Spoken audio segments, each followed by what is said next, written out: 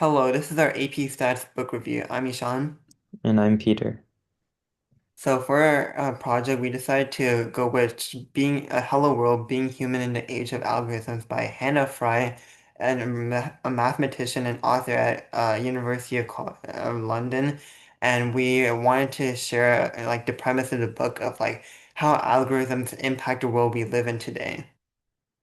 So for the book, we're going to be using two different examples, and one of these examples is Compass. So Compass is a criminal justice algorithm used in states like Florida, New York, and Wisconsin to detect whether a defendant is likely to commit another crime. And the study we decided to focus on is from Florida in 2013 to 2014 in Broward County. So the actual experimental design is 5,614 criminal defendants in Broward County, Florida, and this is blocked by race, with black people and white people being the explanatory variable and the response variable being risk score versus the actual outcome. So for this, we want to use a two-sample z-test for population proportions using a pooled sample to detect whether or not black people are more likely to be at a higher risk than white defendants for if they're going to be reoffended, with the false negatives representing kind of like the risk score in this case. So, given that, we come to a p-value with approximately 0, which is less than our alpha value at 0.05, which shows how black defendants are more likely to be labeled as high risk than white defendants. What does this mean? This inherently shows a racial issue in the system, as there's a clear racial bias to the criminal justice system, even though the algorithm is supposed to be objective. And even though the significance level is pretty short, this could lead to some type 2 errors and false negative cases being impacted, as a type 1 error is not likely, but there's a very much likely chance that there would be a false negative in this, and shows like how race is a big factor in these systems. Moving on, we have Cadoodle, which was an experiment that looked at the effect of search engines on politics.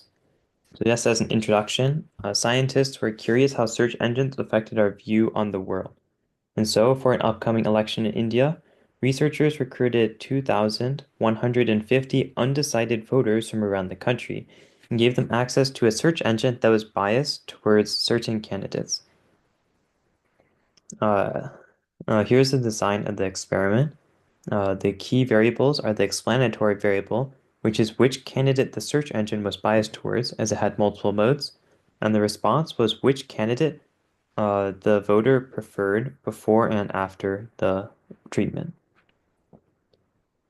All right, so we want to determine if there's a difference in the proportion of voters that vote for a certain candidate before and after the treatment, the bias search engine. For this, we'll use a chi-squared test where the observed counts are the preference after the treatment and the expected counts are before the treatment, as the treatment shouldn't cause a change if there's no difference. All right, so we'll do the test once for each of the three groups. For group one, we'll get a p-value of 0.0119. For group two, we'll get a p-value of 0.342. And for group three, we'll get a p-value of 0.0597. So in conclusion, we reject the null hypothesis at a 10% significance level for the first and third groups and fail to reject it for the second group. This shows that there is a proportion, or there is a difference between the proportion of voters for various candidates before and after the treatment. All right, so why is this important? It shows how people tend to filter information. People tend to only look at the first few search results on Google and rarely look at the second page or further. So this shows how paid advertisements or biases in Google search engine can skew what people actually read. It also shows how people tend to internalize the information that they read. So in this case, the search results that were biased towards a candidate were quickly absorbed into the opinions of the people. So, what does this mean in the context of the book as a whole? So, we discovered that we showed two different examples of both Compass and Cadoodle, and showing how even though these systems are shown to be objective, they're rather more subjective and more like humans, as they're not devoid of bias, but inherently reflecting the bias of humans upon themselves.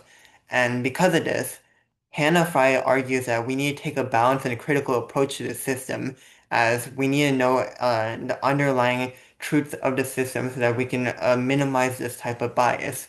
And we saw in these examples that there is a clear bias and sometimes racial approach to detect whether or not this system has like any flaws in it, right? So because of this, it's very, very important that we also have a sense of transparency and what the internal workings of the system is.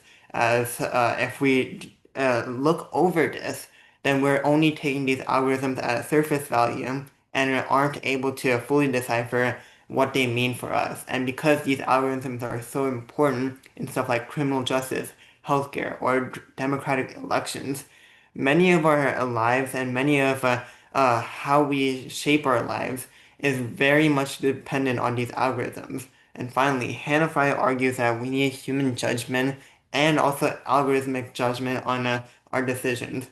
Now, algorithms can be handy, but they shouldn't replace human decision making, as we said before.